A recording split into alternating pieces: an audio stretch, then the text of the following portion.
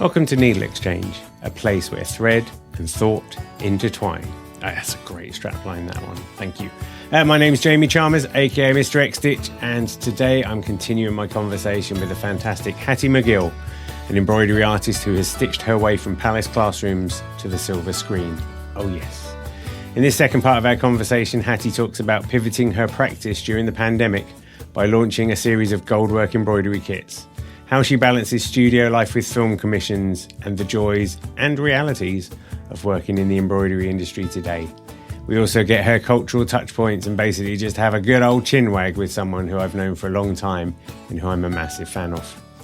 If you're interested in hearing more about embroidery's adaptability and innovation, then be sure to check out NeedleXChange's 81 and 82 with CARO, a multidisciplinary artist working with thread and with metal. I'll be back next week with someone else from the world of stitch. So until then, enjoy the show. So then pandemic came along and that gave you an opportunity to slightly refocus. Is that correct? Yeah, so I'd always done like selling things on the side, like Goldwork brooches and stuff like that. So I'd probably do like maybe 6 months film and then 6 months of like my own work doing commissions and whatnot. And then the pandemic happened and it gave me a lot of time to do what I'd been meaning to do for years, which was bring out Goldwork embroidery kits. Mm-hmm. So then I sort of restructured and did that, and they did really well. And that's sort of what I've been doing since, on top of everything else. But that's like an extra. So you've got quite a happy balance there. Yeah. Yeah. And then what do you do when you're not stitching? You've got a dog. I've got a dog. Yeah. Who I was going to say takes up a lot of my time, but he doesn't. He's not needy. He's so lazy. Just sort of, I don't even know where he is, to be honest. He's probably in the garden. Dog. I don't know. I think that's the perils of when you have a studio in your home, you work from home. I always feel guilty when I'm not in here and I'm not working. But then I often don't see it as work. So yeah, when I'm not stitching, I am actually generally probably in here thinking about stitching, or I like knitting and crochet and things like that. So. Blasphemy. Have you, are you quite good at time management? Like, do you cut off, do you sort of say, right, it's 6 p.m. and I'm going to stop work now? Or does that depend on what your workload is?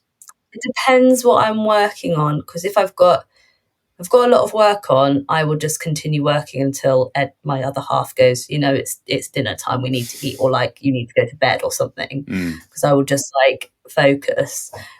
But I think also with like film, I got so used to, because our hours in film are really long, as I'd be at work by 8, finish at 6, but then quite often we'd work till later.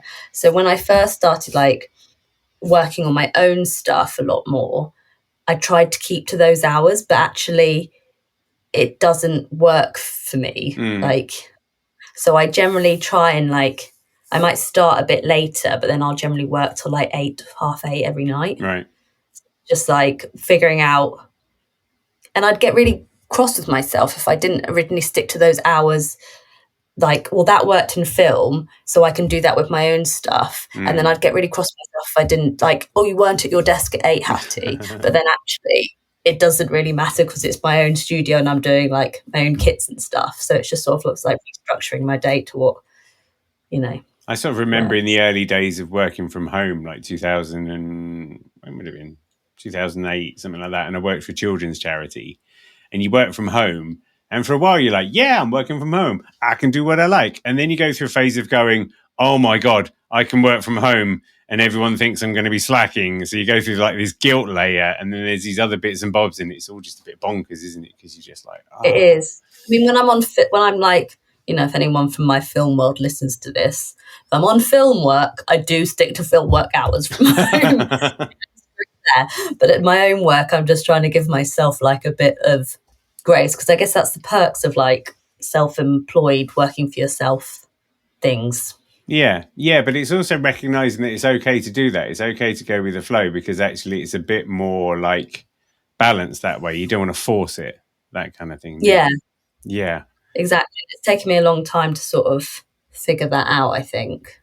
Right. Shall we talk about your favourite things? Now, you said a minute ago that when you're stitching, you listen to audiobooks. So why don't we start with, do you have a favourite band or album?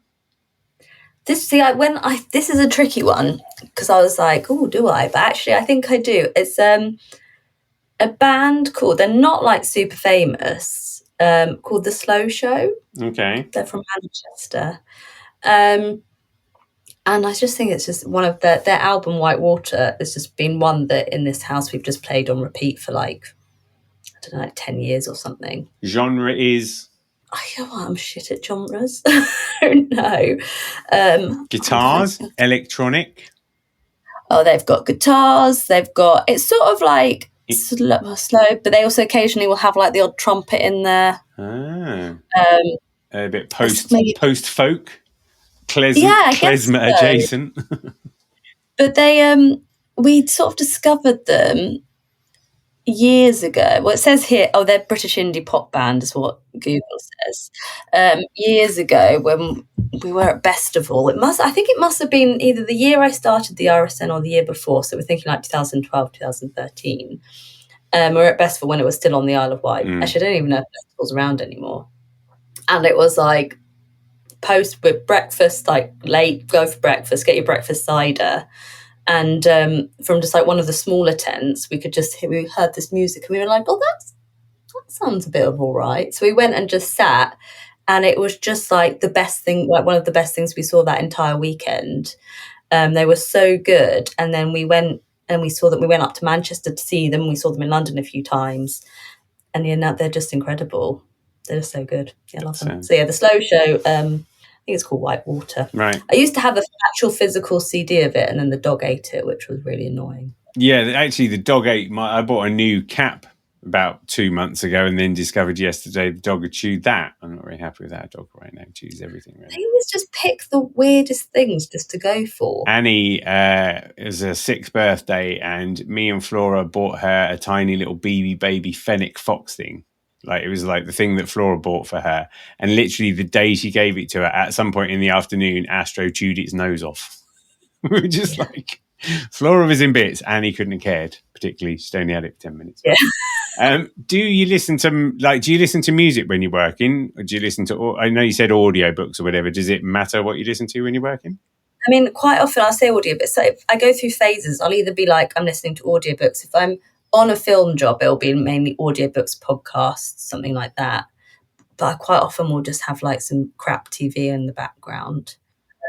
Normally something that I don't really have to concentrate on too much or like follow a plot line that you can sort of listen to. So like something classic like QI, Midsummer Murders, things that just are noise. I went through a phase of trying to watch The Killing whilst I was working, and that did not work at all, because there was a lot of subtitles. Oh, yeah. Oh, God, yeah. By the end of it, I was just like convinced I could speak Danish. So it varies.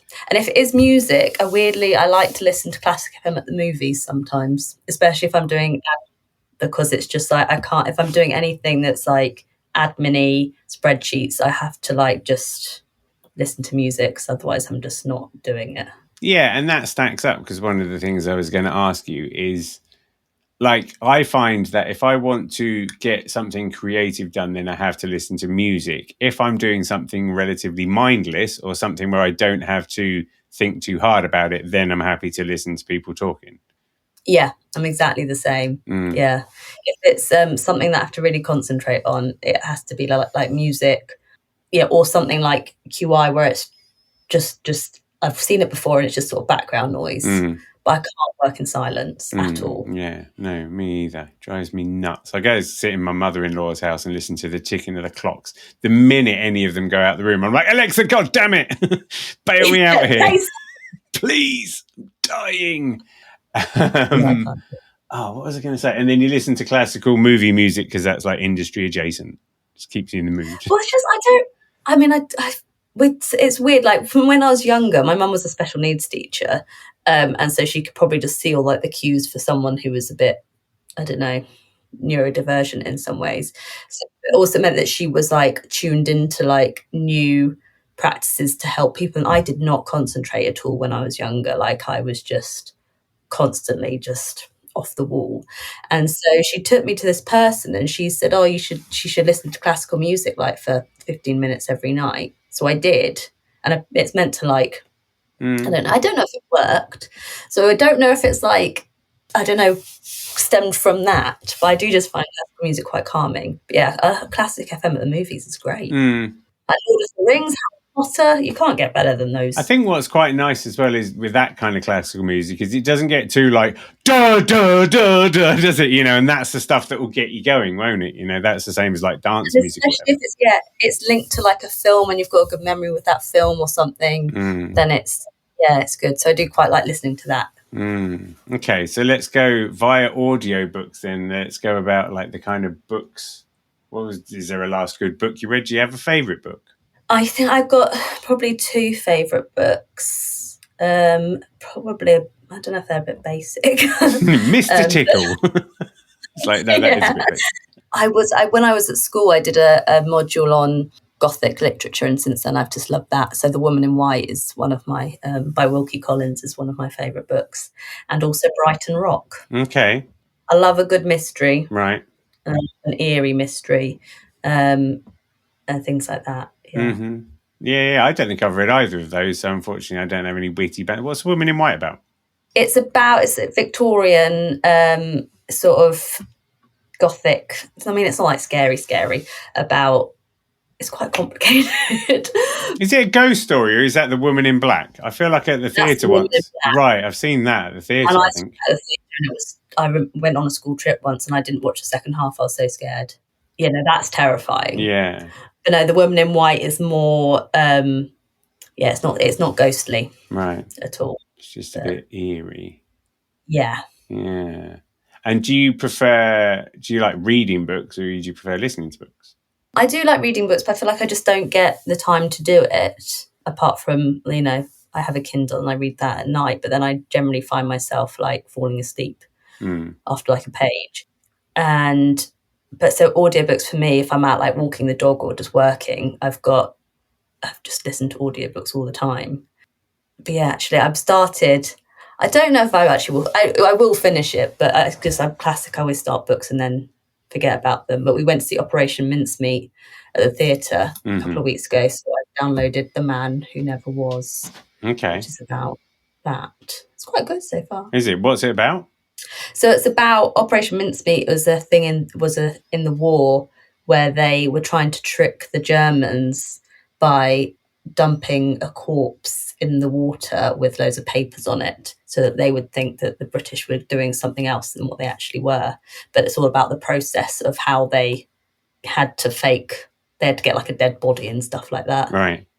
Yeah. It was a true story, and there's an amazing musical about it on the West End that I will recommend to anybody.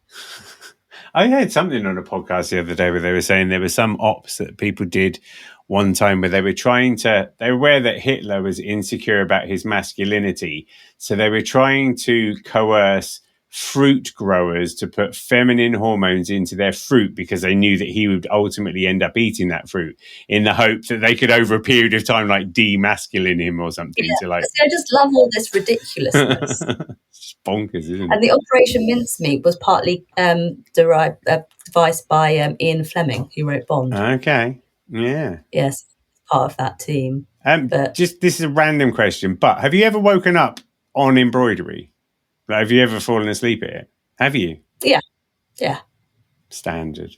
Yeah, and quite often, and I'm told off for doing this all the time, we'll find scissors in the bed because I've been working in bed, or needles. Yeah. Yeah. Have you got a good needle minder, or do you just not use them?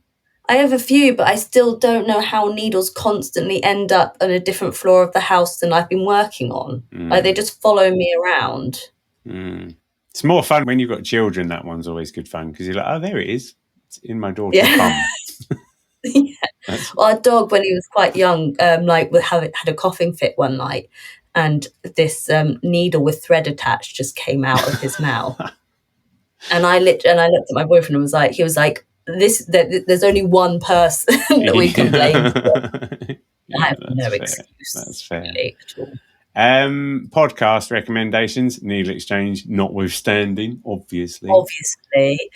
At the minute, I'm obsessed with the Titanic podcast. Okay, what's that about? About the Titanic.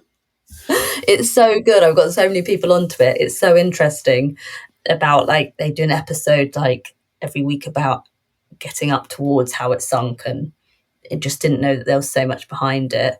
So yeah, that's good. I listen to a lot of like history podcasts, and then I love a comedy podcast. Mm-hmm. Like Shagged, Married, Annoyed, that's the cracker. All those sort of things. Obviously listen to the Archers every day because I am who I am. Yeah, it's got to be done.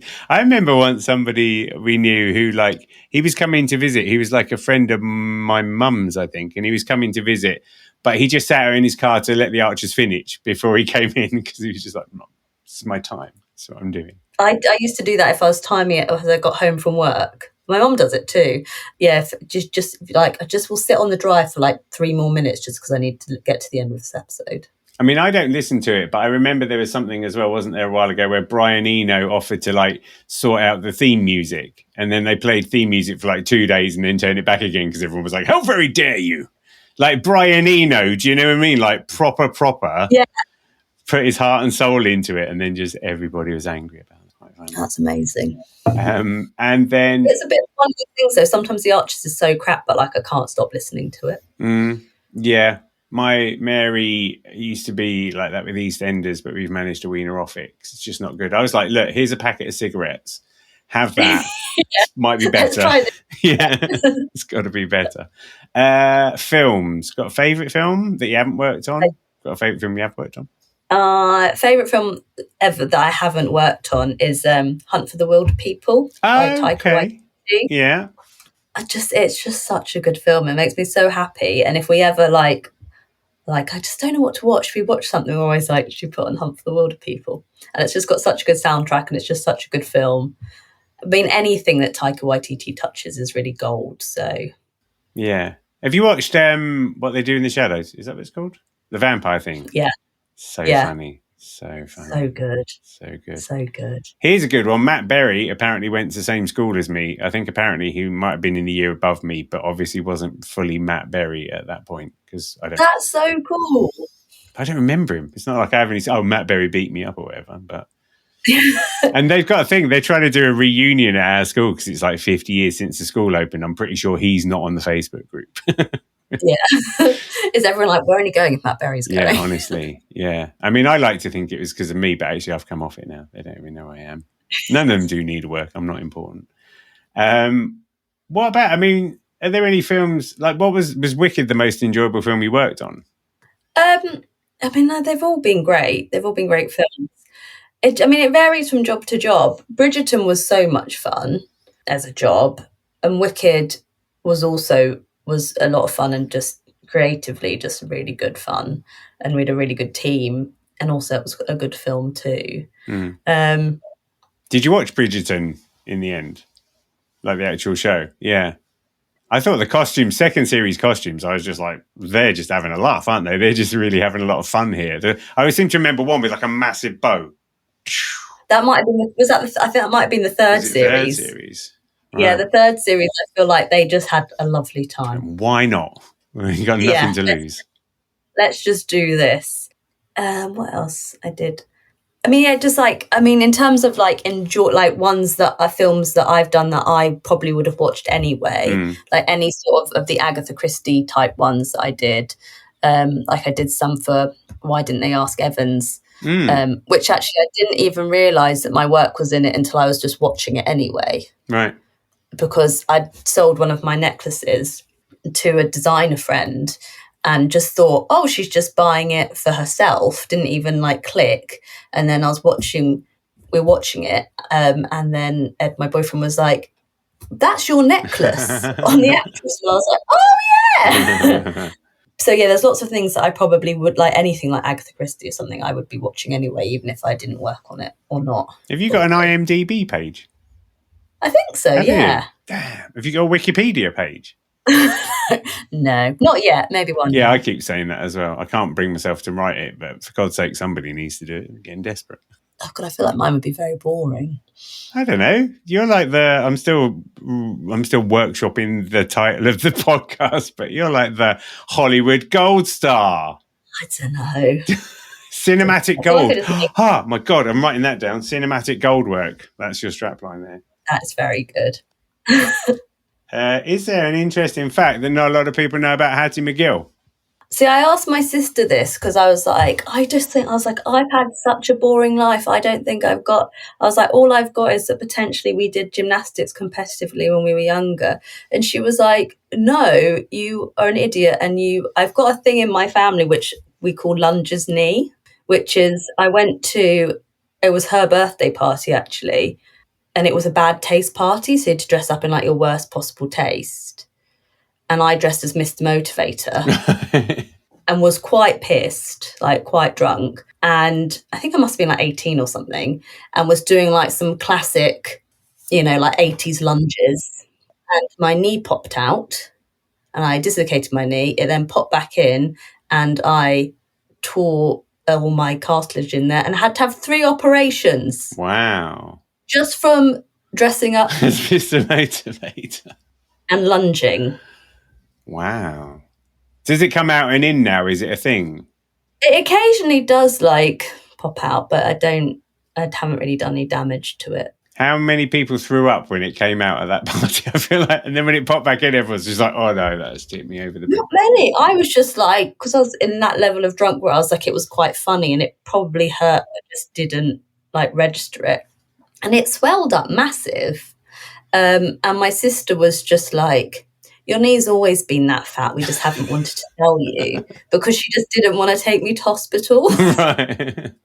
It's the third day of walking around in it when you're like, yeah, I really need some surgery. I went to work the next day and I was like, I used to like wash up at this like local place, and I couldn't walk. So the chef just put me on top of the fridge and said, don't move. And then at that point I was like, maybe I should go to the doctor. And then, they were like, you need to go to hospital. Your kneecap's like halfway up your thigh at that point. You're like, maybe it needs to go back. So but she was like, you either need to say that or the time you flashed at the vicar. Go on. You've opened that now. This is 2 things. I was quite young, and I think I was at church, and I had a very nice smock dress that had matching pants, as you do when you're like 3. I was probably like embroidering at the same time, I don't know. And in the middle of the sermon, I walked up to the front of the church, lifted my dress and shouted, I've got matching knickers. Wow. And he just held my hand and walked me back to my parents. Yeah. Who were like, that's quite a gangster move as well, to actually get, like, it's one thing to do it like in the pew, but to go up to the front and share with everyone. Right up to the front. Has that been a thing that's ever echoed through the rest of your life?